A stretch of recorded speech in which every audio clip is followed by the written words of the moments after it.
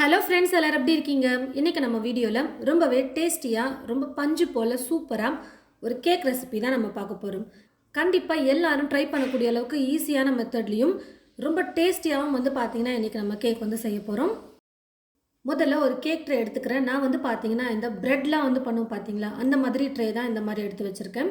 நீங்கள் ரவுண்டாக இருந்தாலும் ஓகே, இல்லை ஸ்கொயர் ஷேப்பில் இருந்தாலும் ஓகே, உங்ககிட்ட எது இருக்கோ அந்த மாதிரி ஒரு கேக் ட்ரே எடுத்துக்கோங்க. நான் எடுத்துருக்கிற கேக் ட்ரேயில் பார்த்தீங்கன்னா முதல்ல எண்ணெயை நல்லா ஸ்ப்ரெட் பண்ணி விட்டுக்கிறேன். எண்ணெயை நல்லா தடவி விட்டுட்டு அதுக்கப்புறம் மேலே பட்டர் ஷீட் போட்டுக்க போகிறேன். பட்டர் ஷீட்டை கட் பண்ணி நான் இந்த மாதிரி சேர்த்துக்க போகிறேன். உங்ககிட்ட பட்டர் ஷீட் இல்லைன்னா பரவாயில்ல, மைதா மாவை பார்த்தீங்கன்னா எண்ணெயை நல்லா தடவுனதுக்கப்புறம் நல்லா தூவி விட்டுக்கோங்க. ட்ரே ஃபுல்லாக எல்லா ஓரங்களையும் நல்லா படுற மாதிரி நல்லா தூவி விட்டு எடுத்துக்கோங்க. கேக் வெந்ததுக்கப்புறமா ஒட்டாமல் எடுக்க முடியும். பட்டர் ஷீட் இருந்தால் இந்த மாதிரி நீங்கள் கட் பண்ணி சேர்த்துக்கோங்க. இப்போது கேக் ட்ரேவை ரெடி பண்ணியாச்சு. இதை ஒரு பக்கமாக எடுத்து வச்சிடலாம். அதுக்கப்புறம் மாவு பார்த்தீங்கன்னா நம்ம ரெடி பண்ணிக்கலாம். ஒரு சல்லடையில் மாவை சலிச்சு சேர்த்துக்க போகிறேன். ஒரு கப் அளவுக்கு மைதா மாவு நான் எடுத்து வச்சுருக்கேன். நான் எடுத்துருக்கிற மாவோட அளவு பார்த்தீங்கன்னா 140 கிராம் அளவுக்கு இருக்குது. நான் எடுத்துருக்கிற கப்போட சைஸ் பார்த்தீங்கன்னா 250 மில்லி. இந்த கப்பில் தான் எல்லா பொருளையும் நான் அளந்து சேர்த்துக்க போகிறேன். கூடவே 1 டீஸ்பூன் அளவுக்கு பேக்கிங் பவுடர் சேர்த்துக்கிறேன். நம்ம கேக் செய்கிறதுக்கு பேக்கிங் பவுடர் கண்டிப்பாக தேவை. அப்போ தான் நல்லா பஞ்சு மாதிரி ஸ்பாஞ்சியாக கேக் நமக்கு கிடைக்கும். 1/4 டீஸ்பூன் சோடா உப்பு சேர்த்துக்கிறேன். அதாவது பேக்கிங் சோடா, நம்ம சமையல் சோடா இருக்கும் பார்த்தீங்களா வீட்டில், அந்த சோடா உப்பு 1/4 டீஸ்பூன் சேர்த்துக்கிறேன். இந்த 2 பொருளையும் மெஷர்மெண்ட் ஸ்பூனில் தான் அளந்து சேர்த்துருக்கேன். இப்போ இது எல்லாத்தையும் சல்லடையில் சலிச்சு எடுத்துக்கலாம். பாருங்கள் ஃப்ரெண்ட்ஸ், மாவை நல்லா சலிச்சு எடுத்துக்கிட்டேன். இப்போ இந்த பிளேட்டையும் ஒரு பக்கமாக எடுத்து வச்சுட்டு ஒரு மிக்சி ஜார் பார்த்தீங்கன்னா இப்போ நான் எடுத்துக்கிறேன். இந்த மிக்சி ஜாரில் 3 முட்டையை பார்த்தீங்கன்னா உடச்சி சேர்த்துக்க போகிறேன்.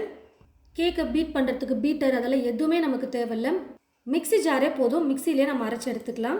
3 முட்டையை உடச்சி சேர்த்ததுக்கப்புறம் மிக்சியில் நல்லா இது போல் அரைச்சி எடுத்துக்கணும். அதாவது நம்ம முட்டை பார்த்தீங்கன்னா மஞ்சள் கலரில் இருக்கும். நம்ம அரைக்க பார்த்தீங்கன்னா கொஞ்சம் லைட் எல்லோ கலருக்கு பார்த்தீங்கன்னா கலர் மாறும்.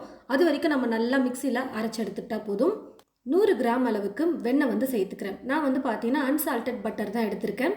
கொஞ்சம் வெண்ணெயை அதிகமாக சேர்த்து பண்ணும்போது இந்த கேக் ரொம்பவே டேஸ்டியாக சூப்பராக இருக்கும். 1/2 கப் சர்க்கரை சேர்த்துக்கிறேன். நான் எடுத்துருக்கிற சர்க்கரையோட வெயிட் பார்த்தீங்கன்னா 120 கிராம் அளவுக்கு இருக்குது. இப்போ இது எல்லாத்தையும் மிக்சியில் நல்லா நைஸாக அரைச்சி எடுத்துக்கலாம். அதாவது சர்க்கரை கரையிற வரைக்கும் நல்லா அரைக்கணும். பாருங்கள் ஃப்ரெண்ட்ஸ், எல்லாத்தையும் சேர்த்து நல்லா அரைச்சி எடுத்துக்கிட்டேன். இப்போ கொஞ்சம் திக்கான பதத்தில் இருக்கும் பாருங்கள். சர்க்கரை கரையிற வரைக்கும் மிக்சியில் நம்ம அரைச்சி எடுத்துக்கிட்டாலே போதும். இப்போ இந்த அரைச்ச விழுதை பார்த்தீங்கன்னா ஒரு பவுலில் நான் சேர்த்துக்கிறேன்.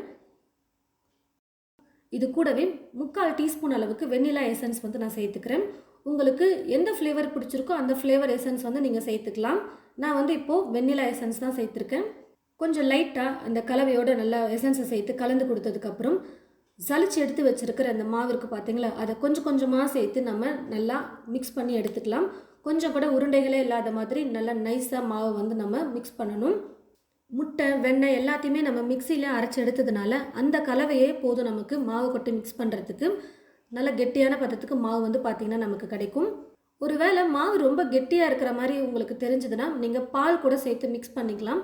பாலை காய வச்சுட்டு நல்லா சூடார வச்சு எடுத்து வச்சுக்கிட்டிங்கன்னா அந்த பாலை கூட கொஞ்சம் கொஞ்சமாக சேர்த்து நீங்கள் மிக்ஸ் பண்ணிக்கலாம். ஆனால் எனக்கு எக்ஸ்ட்ரா பால்லாம் தேவைப்படலை. பாருங்கள், நல்லா இந்த அளவுக்கு கெட்டியான பதத்தில் மாவு கிடச்சிருச்சு. ஓரளவுக்கு கொஞ்சம் கெட்டியாக இருக்கிற வரைக்கும் நம்ம மாவு பார்த்துக்கலாம். ரொம்ப கெட்டியாக இருந்தால் மட்டும் நீங்கள் பால் சேர்த்துக்கோங்க. இப்போ கரெக்டான கன்சிஸ்டன்சியில் மாவு பார்த்தீங்கன்னா ரெடி ஆகிடுச்சு. இப்போ இது கூட தேங்காவை நான் சேர்த்துக்க போகிறேன். இந்த கேக்கோட ஸ்பெஷலே பார்த்தீங்கன்னா நம்ம தேங்காய் துருவல் சேர்த்து பண்ணுறது தான். அவ்வளோ டேஸ்ட் சூப்பராக இருக்கும். டெசிகேட்டட் கோகோனட் பவுடர் இருந்தால் நீங்கள் கடையில் ரெடிமேடாக வாங்கிக்கோங்க. அப்படி இல்லைனா ஃப்ரெஷ்ஷான தேங்காவை காய் துருவலில் துருவிட்டு வெறும் கடாயில் போட்டு நல்லா ட்ரையாக தேங்காய் வர வரைக்கும் வறுத்துட்டு அதுக்கப்புறம் சேர்த்துக்கோங்க. இப்போ நான் அந்த மாதிரி தான் ரெடி பண்ணி வச்சுருக்கேன். நம்ம ஃப்ரெஷ்ஷான தேங்காவை சேர்க்கும் பொழுது பார்த்திங்கன்னா சீக்கிரமாக கேக் கெட்டுரும் அதோட ஈரத்தன்மையினால். நல்லா கொஞ்சம் தேங்காவை ட்ரை பண்ணி எடுத்துகிட்டு டெசிகேட்டட் கோகோனட்டாக ரெடி பண்ணி நீங்கள் சேர்க்கும்போது குறைஞ்சது 3 நாள் ஆச்சும் நம்ம இந்த கேக்கை வச்சு சாப்பிட முடியும். நல்லா ஃப்ரெஷ்ஷாக இருக்கும். 2 கைப்பிடி அளவுக்கு தேங்காய் சேர்த்துக்கிறேன். இந்த அளவுக்கு கொஞ்சமாக தேங்காய் சேர்த்தாலே போதும், கரெக்டாக இருக்கும். இப்போ இதையும் சேர்த்து லைட்டாக இந்த மாவோட கலந்து கொடுத்துட்டு கடைசியாக இது கூட சாக்கோ சிப்ஸ் நான் சேர்த்துக்க போகிறேன். இது ஆப்ஷனல் தான், வேணான்னா நீங்கள் ஸ்கிப் பண்ணிக்கலாம். ஆனால் இந்த சாக்லேட்டையும் நம்ம சேர்த்து பண்ணும்போது சாப்பிட ரொம்ப சூப்பராக இருக்கும். கொஞ்சமாக சாக்கோ சிப்பை சேர்த்துட்டு லைட்டாக கலந்து கொடுத்துட்டு ரெடி பண்ணி எடுத்து வச்சுருக்கிற இந்த ட்ரேயில் பார்த்தீங்கன்னா இந்த மாவை சேர்த்துடலாம். பபிள்ஸ்லாம் இல்லாமல் இருக்கணும். அதனால் வந்து பார்த்தீங்கன்னா கொஞ்சம் லைட்டாக டேப் பண்ணிக்கலாம். இந்த மாதிரி நல்லா தட்டி விட்டுட்டு இப்போ கடைசியாக இது கூட வந்து பார்த்தீங்கன்னா கொஞ்சமாக சாக்கோ சிப்ஸ் வந்து சேர்த்துக்கிறேன். மேலே வந்து பார்க்க ரொம்ப அழகாக இருக்கும் அப்படின்றதுனால சேர்த்துக்கிறேன். அது கூடவே தேங்காய் துருவலையும் வந்து பார்த்தீங்கன்னா நான் சேர்த்துக்கிறேன். அதாவது டெசிகேட்டட் கோகோனட் பவுடரையும் நான் வந்து சேர்த்துக்கிறேன். எல்லாத்தையும் சேர்த்து நம்ம ரெடி பண்ணி வச்சாச்சு. இப்போ இந்த கேக் ட்ரேவை வந்து நம்ம கடாயில் வச்சு பேக் பண்ணி எடுத்துக்கலாம். ஒரு கடாய் எடுத்துக்கோங்க. நீங்கள் ஓவன் இருந்தால் ஓவனில் கூட நீங்கள் பேக் பண்ணிக்கலாம். பெரிய கடாய் எடுத்துகிட்டு அந்த கடாயில் வெறுமனே ஸ்டாண்டை மட்டும் வச்சுட்டு அதுக்கு மேலே கேக் ட்ரே வச்சு நீங்கள் மேலே மூடி போட்டு பேக் பண்ணிக்கலாம். அப்படி இல்லைன்னா கடாயில் உப்பு, அப்படி இல்லைன்னா மணல் கூட நீங்கள் சேர்த்துக்கலாம். உங்களோட விருப்பம்தான். நான் வந்து இப்போது சால்ட் வந்து பார்த்திங்கன்னா சேர்த்துருக்கேன். கடாயில் சால்ட்டை போட்டுட்டு மேலே மூடி போட்டு மூடி வச்சுட்டு 5 நிமிஷத்துக்கு ஸ்டவ்வை ஃபுல்லாக வச்சுட்டு நான் வந்து ப்ரீ ஹீட் பண்ணி வச்சுட்டேன். இந்த ப்ரீ ஹீட் பண்ண கடாயில் வந்து பார்த்தீங்கன்னா இந்த கேக் ட்ரேவை வச்சு நான் பேக் பண்ணிக்க போகிறேன். மேலே ஒரு மூடி போட்டு மூடி வச்சுட்டேன்.